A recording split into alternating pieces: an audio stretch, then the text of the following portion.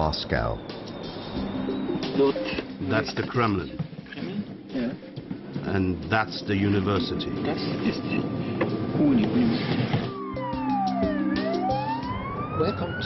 Why does the West have such a negative attitude towards you? It's fear. Fear of what? Of Russia, our size, our nuclear weapons, our abilities in lots of other areas. But that's an old mindset.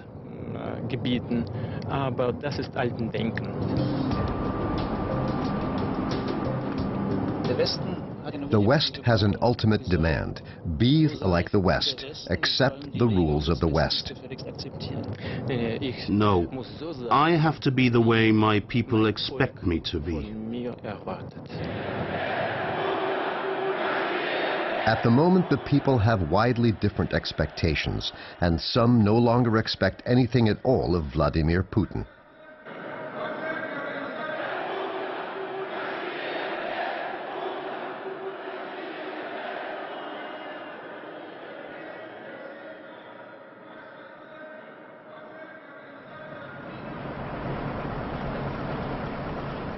Siberia, a 5-hour flight from Moscow.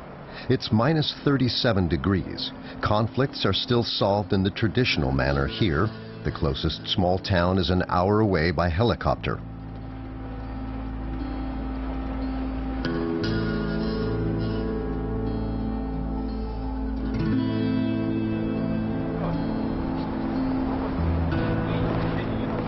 Vladimir Putin has taken the weekend off.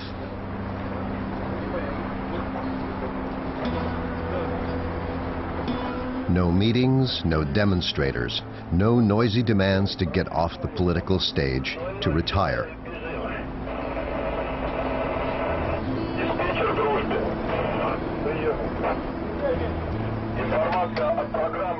Vladimir Putin and his friend Sergei Shoigu, whose day job is Minister of Emergencies, want to go stalking deer together. Final preparations for the hunt.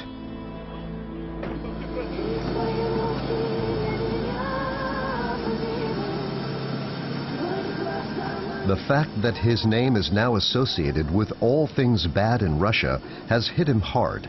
It's personal. It's an attack on a life plan, on his past. Although in public he's gone on the attack, calling the demonstrations in Russia the most natural thing in the world, hardly anyone believes him. And the opposition definitely doesn't.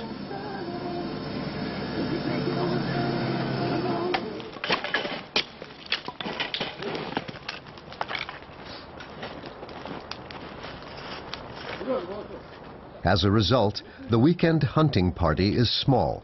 Only men, some friends, bodyguards.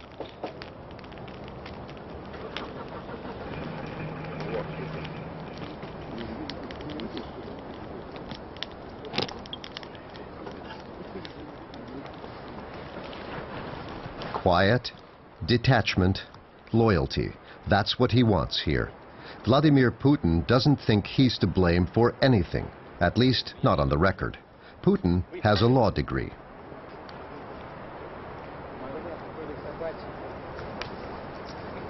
I could have changed the constitution and tailored it to my needs.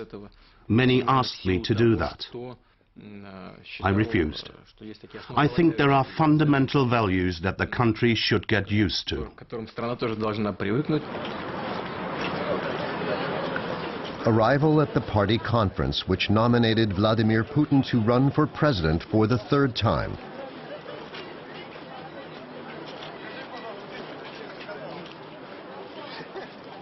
Some will vote, the others will clap. This coronation service has been scripted down to the last detail. The outgoing president, Dmitry Medvedev, waits with his successor, who's also his predecessor, for the signal to come on stage.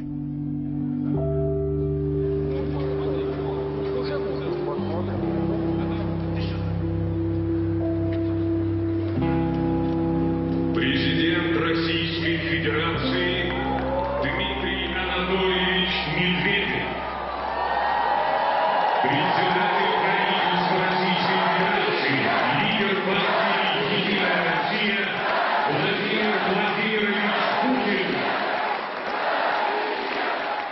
Even though the announcer names Medvedev first, the shouts are for Russia and Putin. The West has been banking on a second term for Dmitry Medvedev.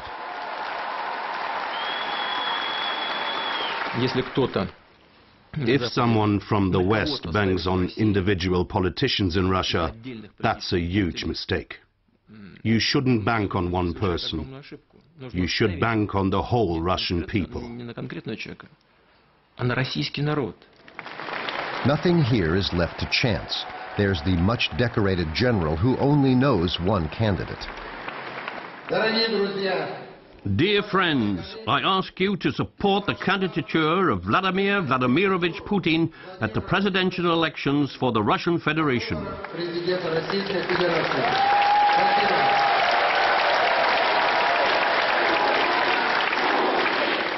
Then the dynamic young entrepreneur with the same request. And finally the woman and mother from the people. It's also Mother's Day in Russia today.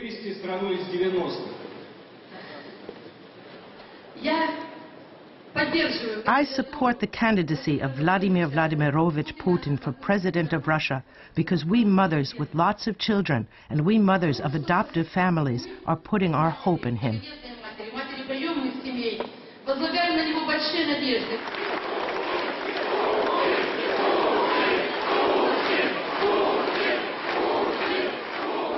Finally, the once and future hope of the party shows why he, not Medvedev, is the man of the hour.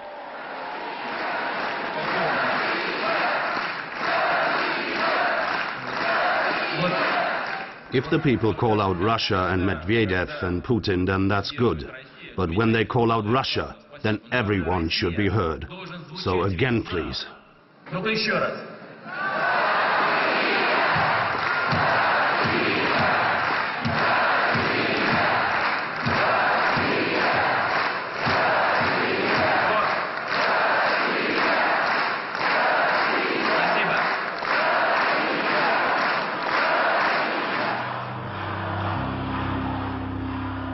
Journalists are only allowed to follow the show from outside the hall as a live broadcast on screen, a kind of Russian real-time.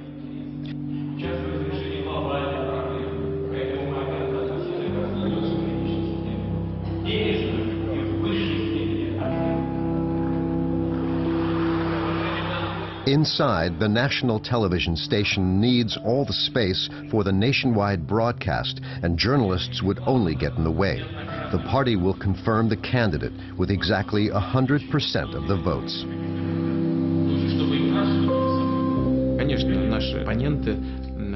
Of course, our political enemies are very critical because of the freedom of the press and things like that.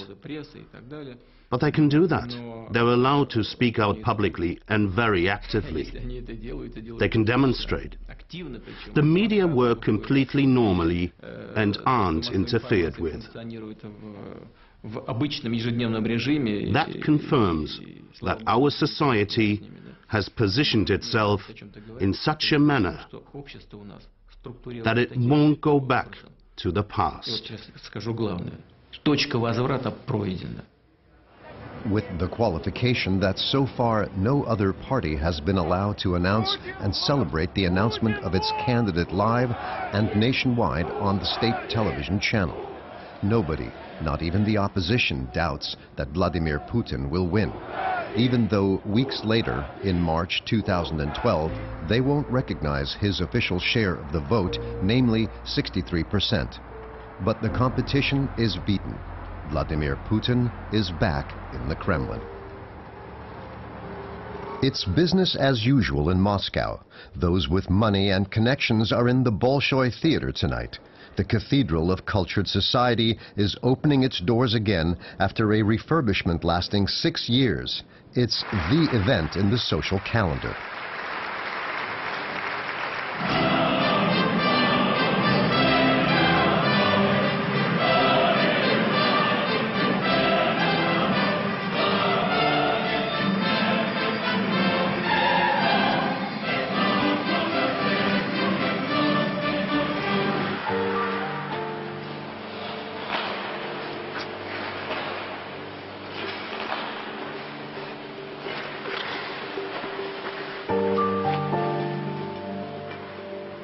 Cultural events like that aren't really his thing.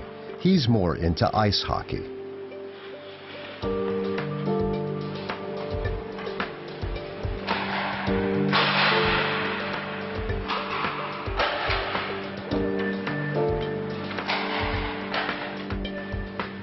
And because he was himself never really much good at pushing the puck around, he occasionally spends hours training alone in an empty suburban hall.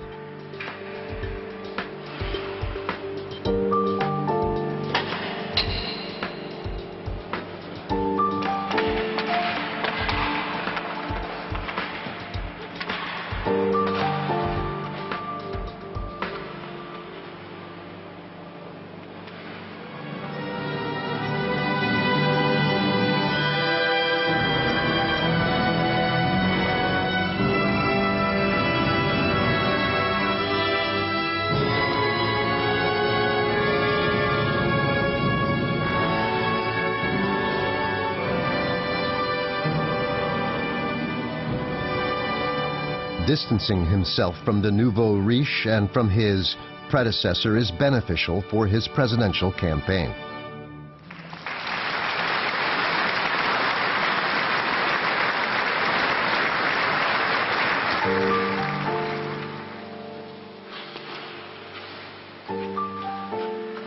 Ice hockey is a sport with a mass following in Russia.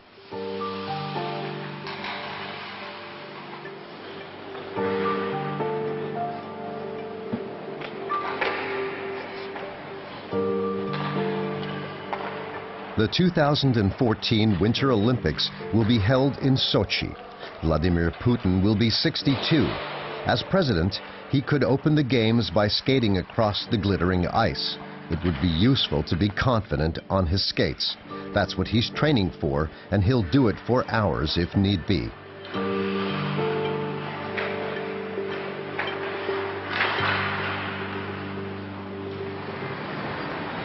St. Petersburg, Russia's most important city after Moscow. Vladimir Putin grew up here in the 50s and 60s. At the time, the city was still called Leningrad. He never saw his two elder brothers. They both died as children, long before he was born. I spent most of my time outside with the other boys. They were all like me. There were no oligarchies or party functionaries. They all lived elsewhere. The girls and boys who lived around us came from working-class families. Our lives were lived in the courtyard from morning till night, sometimes late at night. Then the parents came home and called us in. In the communal flat, we had a room of 24 or 25 square meters, in which I lived with my parents. Then there was a family with 3 people, and another one with 2 people.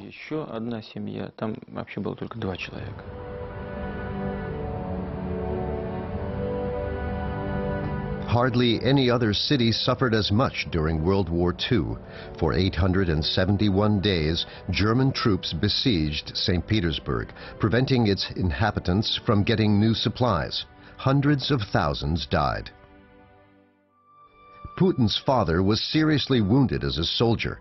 The parents survived and dealt with the trauma mostly on their own. I can't say we were a very emotional family. We didn't talk to each other a lot. We all lived our own lives. We did get on well, and my parents stayed together their whole lives. Nevertheless, there weren't a lot of emotional issues, or heroic deeds, or great difficulties, or tragedies. They didn't like to talk about that sort of thing.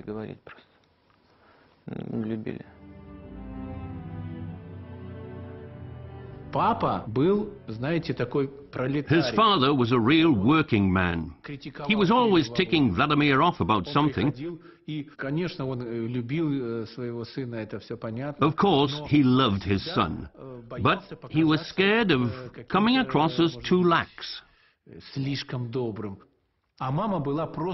His mother was benevolence personified. She was always at pains to avoid conflicts.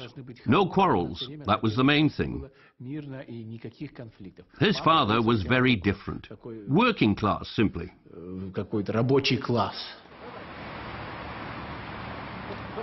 Putin's judo club meets in the gym. He trained here as a teenager. Being able to stand up for himself and asserting himself is something that has occupied the not exactly muscular Vladimir Putin ever since childhood. How did I get into sports? In the beginning, we were all the same. At 5, 6, 7, 8, we ran around the courtyard. When we were older, 13 or 14, things changed. We all developed differently. Some grew taller and stronger and were more healthy. They became physically superior. Simply your personality wasn't enough anymore to remain the natural leader. I needed tools in order to maintain my position in the pack. Свое положение в стае сохранять.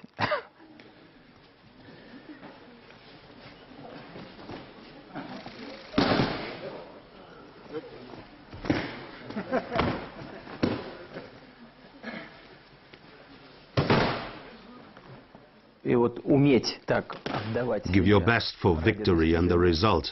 Get the experience you need so you know how to act in such situations. That's important. It's character forming. Sports play an important role in that area. You have to be able to mobilize yourself to focus completely on achieving a certain goal. And that's what you learn from sports.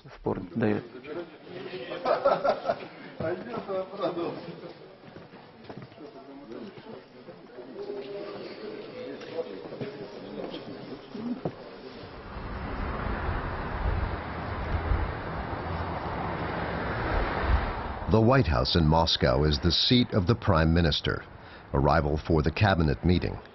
Vladimir Putin generally only shows up when his team have taken their places. They know that.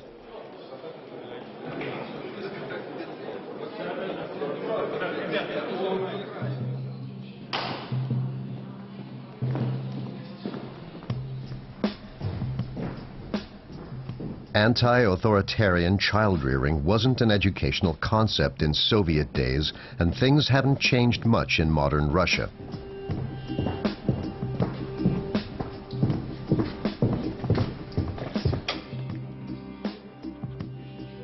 Teachers stand at the front and lecture. Since the time of the Tsars, there have been clearly defined roles. Teachers are teachers, pupils are pupils.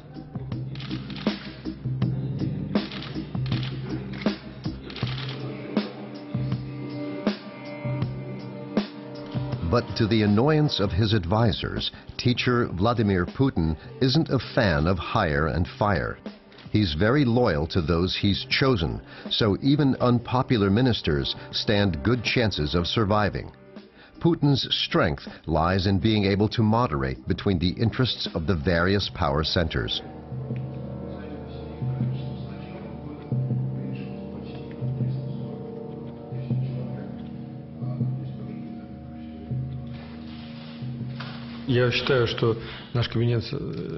Our cabinet consists of two factions. The one faction wants the state to have more influence over the economy, with more regulation and state investments. The other faction, the more liberal wing, is in favor of traditional market models and private enterprise.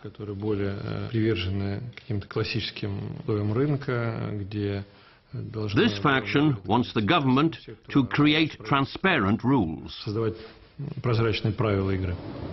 Adhering to rules and being respected as an equal player, even after the collapse of the Soviet Union, that's been the aim of Vladimir Putin ever since the start of his political career. Even in 2001, when the new president spoke in the German parliament, there was a sense of disappointment that the West, after an initial euphoria for the new Russia, was banking on old recipes. Today, decisions are made without us sometimes. We're then just asked to support them. It's often said that without Russia, it would be impossible to implement these decisions. We want to know, is that normal? Is that a real partnership? We haven't learned to trust each other yet. Despite all the sweet talking, we secretly continue to resist. Sometimes we demand loyalty to NATO. Sometimes we argue about the purpose of its expansion. We still can't agree on the problems with the missile defense system. There are lots of things like that.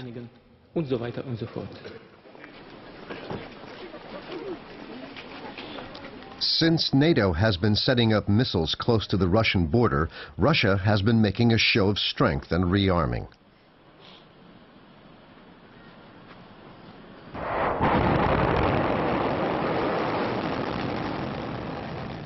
NATO's argument for the missile shield is that it's not against Russia, but against Iran.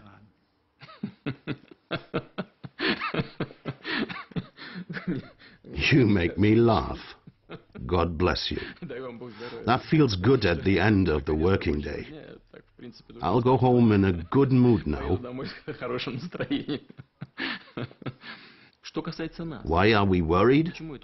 These radar systems and the defensive systems cover our territory all the way to the Ural region. They neutralize some of our land-based nuclear weapons, which is the foundation of our defensive potential. All the experts know this. Then you come along and say, don't worry, we're building this, but we're not going to use it against you. We're the good guys.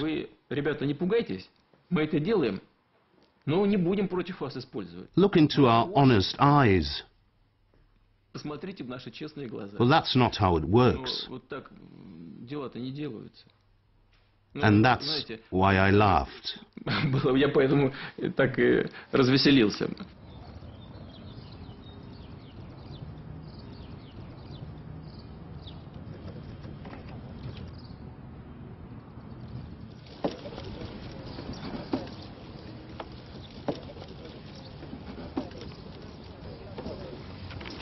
Question to President Bush: is this a man that Americans can trust?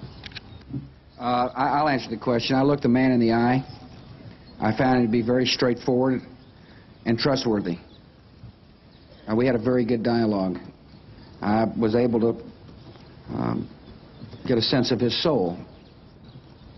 Good job, Mr. President. Thank you.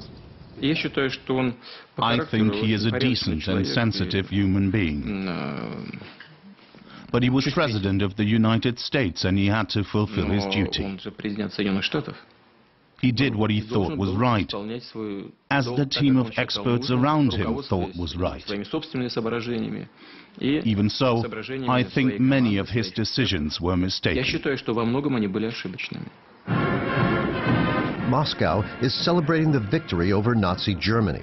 The idea that Russia could fall apart even more after the fall of the Soviet Union is Putin's nightmare. The possibility that Chechnya and other constituent republics might turn away from Russia, slowly causing the biggest country in the world to become insignificant, is beyond his imagination.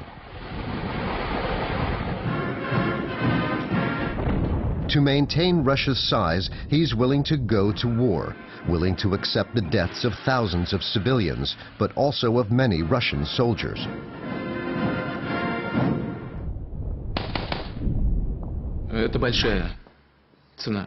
It was a high price, a very high price. You remember something like that forever. But I'm certain that if we hadn't taken a tough stance at the time, we would have demonstrated weakness. The consequences would have been dreadful and the number of victims very much higher. Russia would have been sucked into a never-ending series of bloody local wars. We would have had a second Yugoslavia. You're not a natural diplomat? Not at all. Fragmentation bombs are used, killing hundreds of people. Given this Don't you think that by trying to eradicate terrorism in Chechnya, you are going to eradicate the civilian population of Chechnya?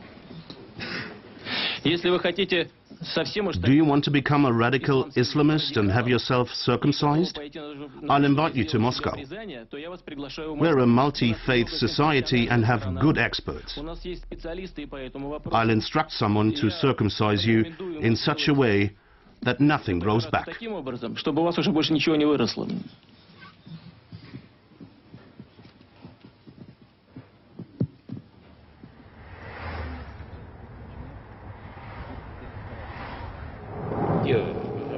I studied here. This is Leningrad University, now the University of St. Petersburg. I used to work in this building.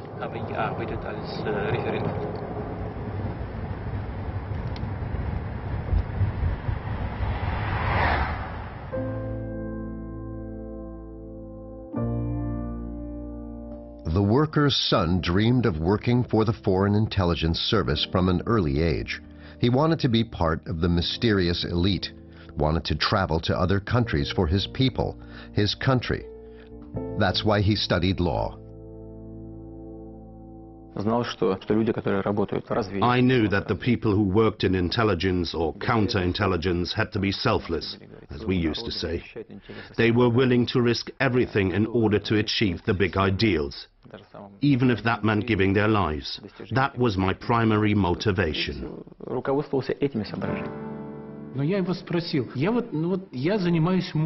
I said, I'm a musician.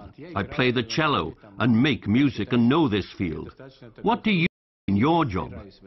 I can imagine you ensure law and order. Or maybe you guard something, or chase criminals. No, he said. I'm an expert in people, in human behavior. It was pointless asking him about his work. If someone insists on saying that he works for the Secret Service, he has no business working there. Did you tell your wife before you got married that you were an agent for the KGB? She didn't know for a long time. I told her later, of course. She needed to know who she was marrying, after all. While Putin was stationed in faraway Dresden for 5 years, the political landscape in Moscow was changing.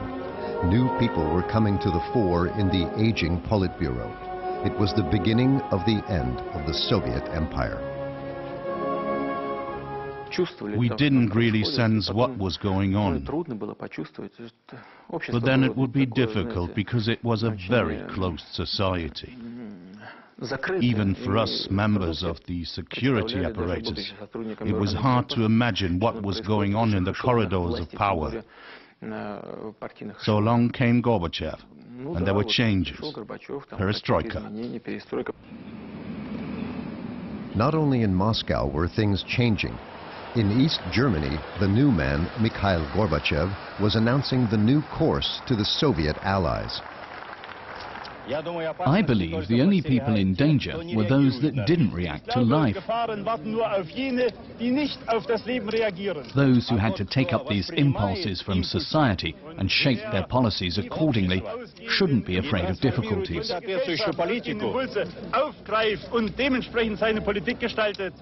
That's perfectly normal.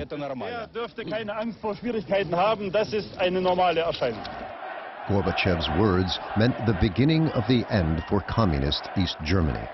Dresden, a few weeks later. And it wasn't just here that demonstrators were taking to the streets. They stormed the Stasi headquarters and also surged up to the KGB's offices.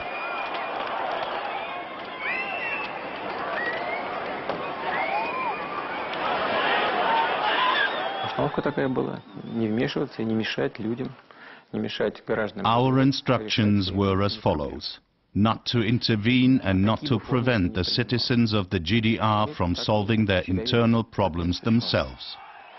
I went out to the people and asked them what they wanted. They wanted to look at the building from inside because they thought it belonged to the Stasi. No, I said, it belongs to the Soviet army. The next question was, how come I spoke such good German? The only thing I could say was that I was an interpreter. Not many people in Moscow have aspirations like that. The dream job of becoming an agent has faded. The Soviet Union came to an end 2 decades ago. For most people, it's a period that has nothing to do with them, a fading black and white photograph.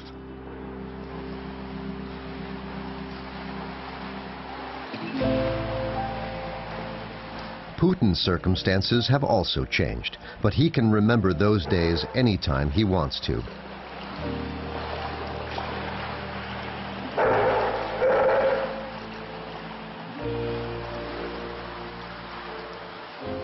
The fact that someone like him asserted himself through the troubles of the 90s and is still a major player leaves little room for self-doubt. Putin has arrived. He refuses to admit defeat. Moscow and the protests aren't Russia, after all.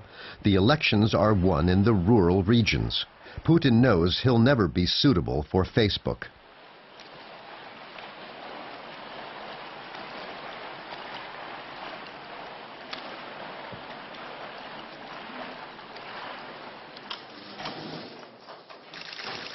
The leaders of the United Russia Party have come together for a meeting. The party's mission can be described in 2 words: Vladimir Putin. Although he's their leader, he isn't a member, which is probably only possible in Russia. Today, the party leader is encouraging his team, referring to the recent successes. He also talks about what needs to be done. The situation's serious. И сейчас, и потом. Максимального результата на этих выборах. Потому что если мы расквасим парламент... The polls are down since the opposition gave the governing party the label of being a bunch of crooks and thieves. The summit meeting has just one purpose: to demonstrate that the party still exists. But the managers weren't expecting a power cut in their own house. На поддержку пенсионной системы. Так что...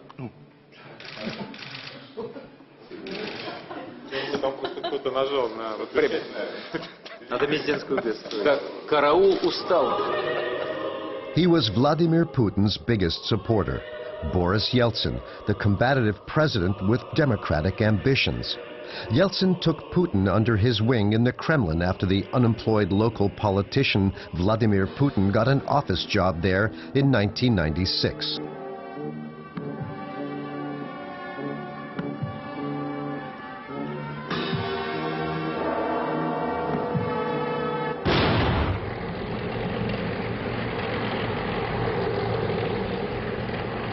August 1991. Some of the apparatchiks of the Soviet Communist Party felt Gorbachev's opening up was going a bit too far. They staged a coup and were supported by the KGB. It was the great moment of Boris Yeltsin. He supported Gorbachev. The coup failed. And for the first time, Putin suffered qualms of doubt about his own role. Интересный очень момент. Это было... Yes, that was a very tense moment. It was during the coup that I became aware of my dual role. On the one hand, I was a close aide of a leading personality in the democratic opposition. At the same time, I had never left the KGB, and this organization had actively supported the coup. The dual role in which I found myself was simply untenable. So I asked to be relieved of my post, without knowing what would happen. For many, the upheaval in Russia, perestroika, was a disaster. State structures were no longer functioning. Many found it difficult just to stay alive. That was the reason why Putin looked for another job as soon as he returned from East Germany. Everyone could see that the Soviet Union was on the point of collapse. The seams were about to come apart. There was no longer any certainty that the security services would continue to exist. There was talk of cuts, and of course I thought about my future. I remember exactly how it was. I had 2 children to feed.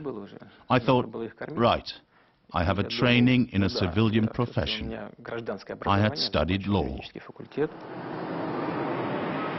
Putin obtained a leave of absence from the KGB and went to work at the university. Then he got an offer from his former law professor Anatoly Sobchak, who had since become mayor of St. Petersburg. He was also a supporter of perestroika and a friend of Yeltsin's.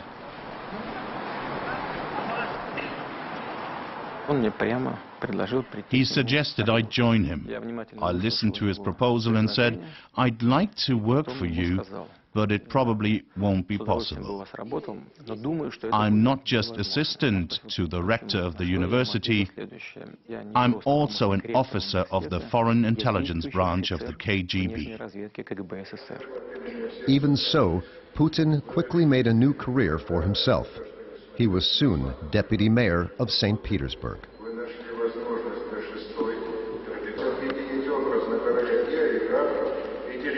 That was the most difficult time in St. Petersburg. At the end of 1991, neither the Soviet Union nor Russia existed, let alone any power structures. Crime was rife, not least in the economy. Putin certainly used his experience as an agent and worked very energetically with entrepreneurs and managers. He had excellent information, and I think he had the situation under control. Sobchak trusted him, but in St. Petersburg, they were afraid of him.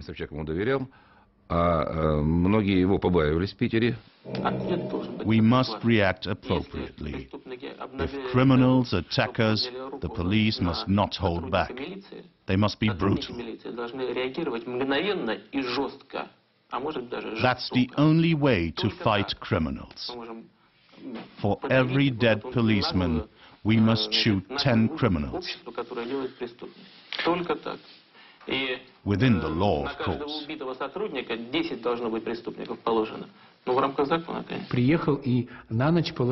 We wanted to go to sleep, and I saw he had a rifle beside him.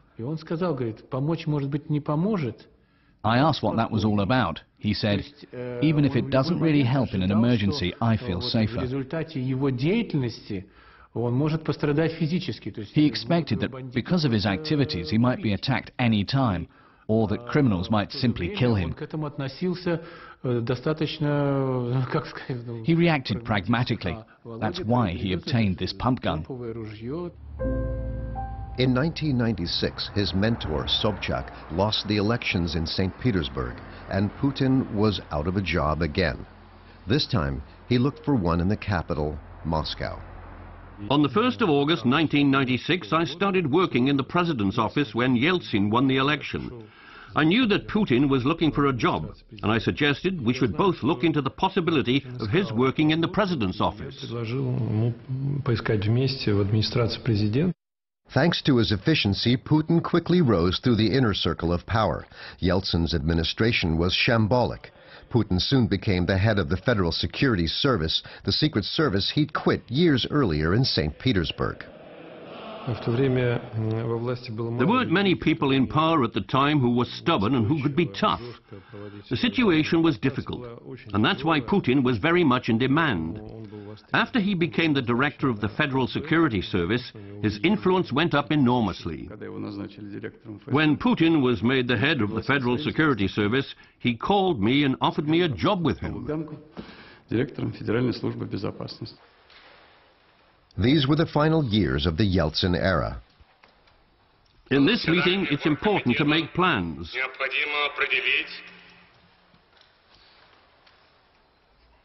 Government by arbitrary appointment and alcohol level.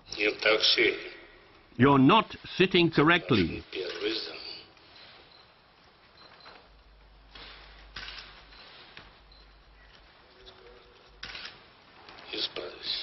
Step-Machine is the first deputy. Correct that.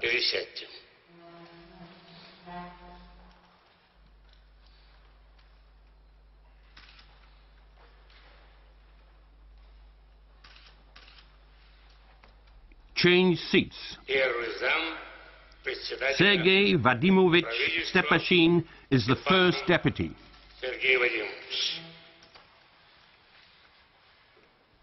A short while later, Stepashin became prime minister. 89 days later, Vladimir Putin replaced him. My appointment as prime minister was pretty strange. Yeltsin invited me in and said, "You're appointed." I just asked, "Why?" He replied, "What has to be, has to be."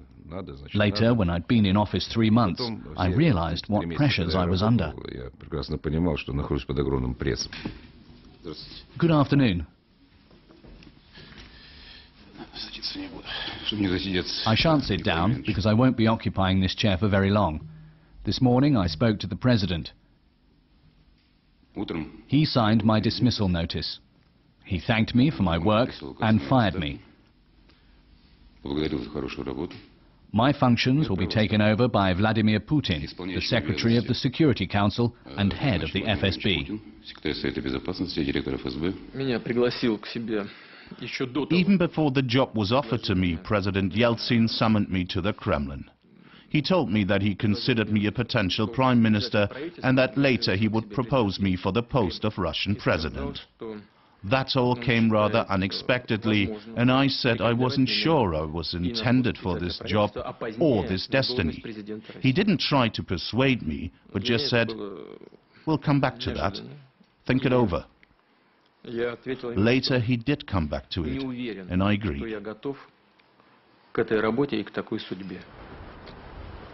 In 1999, Boris Yeltsin appointed Putin as his successor. Putin showed his gratitude. As his first decree, the new president issued a guarantee that prevented Yeltsin and his confidants from being persecuted in any way. The price for power?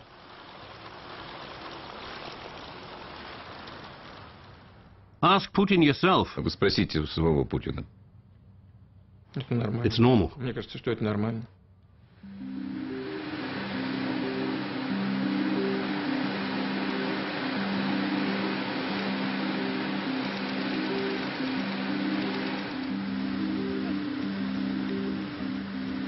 Ever since then, Putin has been traveling the huge country of Russia tirelessly.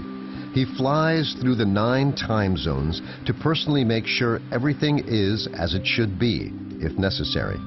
It's a hopeless task for one person in such a large country.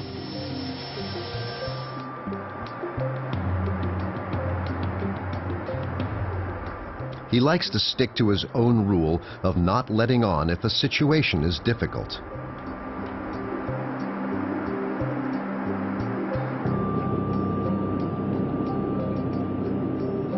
When Putin sits in front of wallpaper, he could take on the color of the paper in order to signal normalcy. He has to govern for the benefit of the country. One man, one mission. Putin only deals with all the other things when it becomes really necessary. There's no sense of crisis, and he doesn't talk about one either.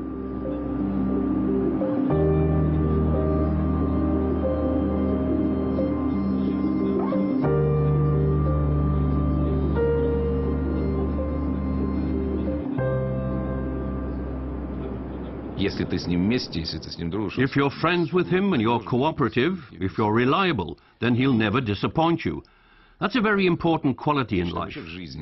And in politics, it's doubly important, especially so for a man, not being a traitor or coward and not to abandon those on your side. What are his negative sides? I'd tell you if he were retired. It's hard to change his mind.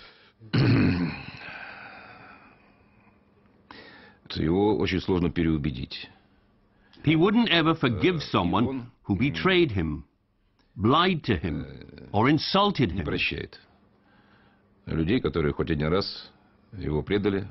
He doesn't forget something like that.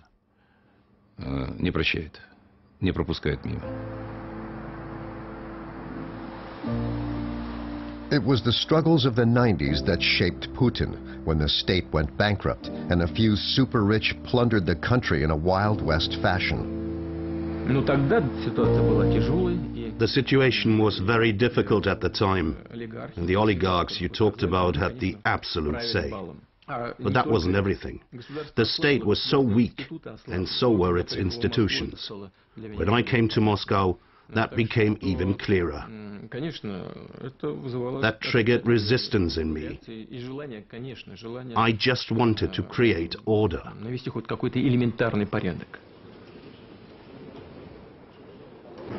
Hardly in office, Putin invited the oligarchs to the Kremlin. The message was clear. They were to keep out of politics in the future. Yes, we made demands. I demanded that everyone follow the law. I said that this ruthless exploitation of Russia had to stop. Everyone got the message.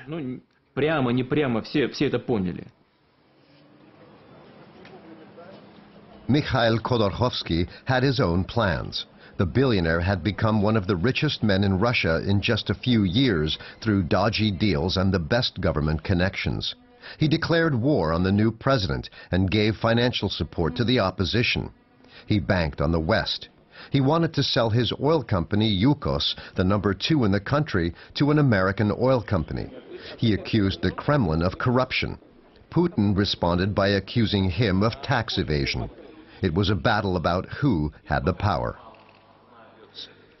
On the next sheet, you can see that corruption costs Russia $30 billion a year. That's 10 to 12% of the country's gross domestic product. Let's not forget about taxes or about tax evaders. You and I have already discussed this problem. Maybe that's why there are so many applications for the position of tax auditor.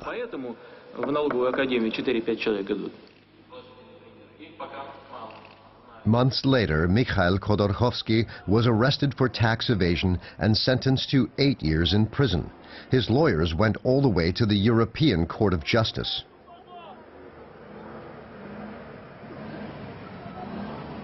You read the verdict.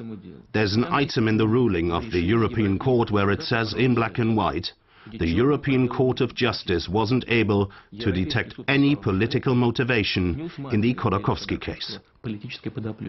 Khodorkovsky had a second trial in December 2010. 10 days before the verdict was announced, you more or less said, very unusually for a politician, that Khodorkovsky was guilty, regardless of what the outcome would be. I meant that there was already a verdict from the previous trial, and it was final. What did I say anyway? A thief belongs in jail. Do you disagree with that? Ever since then, the economy has been a presidential concern, as has the occasional bankruptcy, like the Proletarsky company that makes ship propellers and now can't keep afloat anymore. The employees and the managers are waiting for Vladimir Putin and for help. He helped the cement factory in the neighborhood, whose owners simply closed down the company from one day to the next because profits weren't high enough for him. Then Putin came along.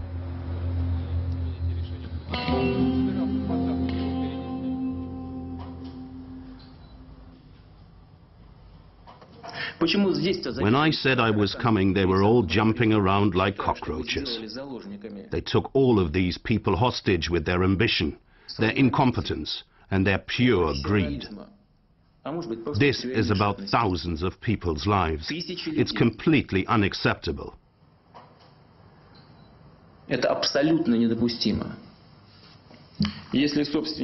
Even if the owners can't agree, this factory will be opened again.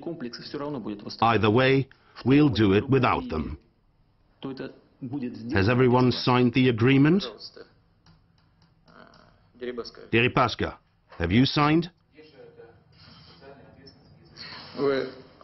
I can't see your signature. Come here and sign the agreement.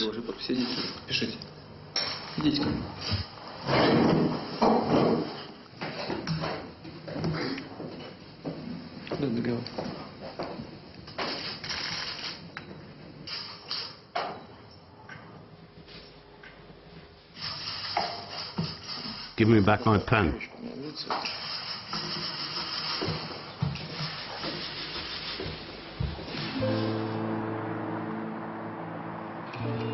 Putin's world, as a matter of having the will and the ideas, has reached its limits. He's become aware of that over the past few weeks. Now he wants to become president and find a successor in the next 6 years. Someone, he says, who can represent Russia's national interest, like Vladimir Putin.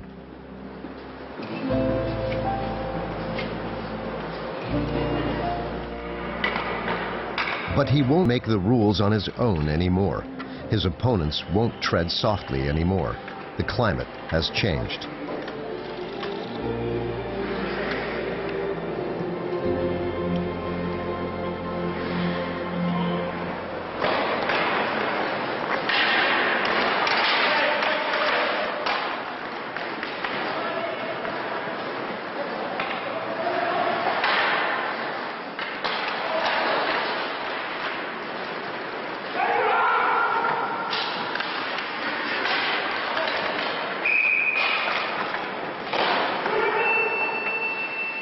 The fact that he and his team, the Tigers, suffer a serious defeat against the Bears is, in view of coming battles, merely the occasion for a sarcastic comment.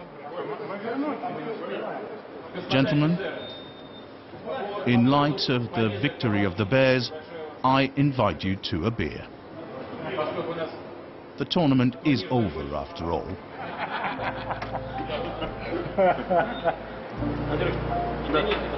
Да.